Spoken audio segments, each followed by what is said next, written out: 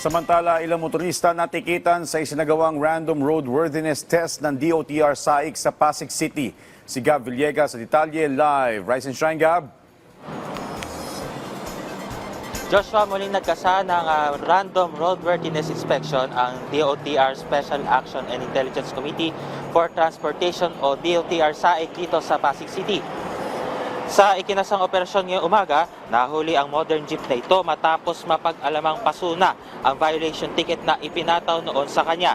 Katwiran ng jeepney driver ng modern jeepney, wala raw siyang perang pantubos sa kanyang lisensya sa Land Transportation Office.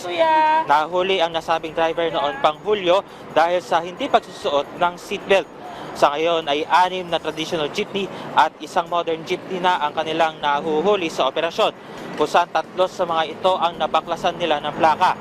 Ayon kay DOTR SAIC Special Operations Group Head Rayson De La Torre, tuloy-tuloy lang ang kanilang isinasagawang operasyon upang matiyak ang kaligtasan ng mga pasahero. Joshua, sa mga oras na ito ay nagpapatuloy pa rin ang isinasagawang operations ng DOTR SAIC dito sa bahagi ng Ortigas Extension dito sa Pasig City, at sa mga oras na ito ay tuloy-tuloy lamang yung daloy ng mga sasakyan dito sa kinaroroonan natin.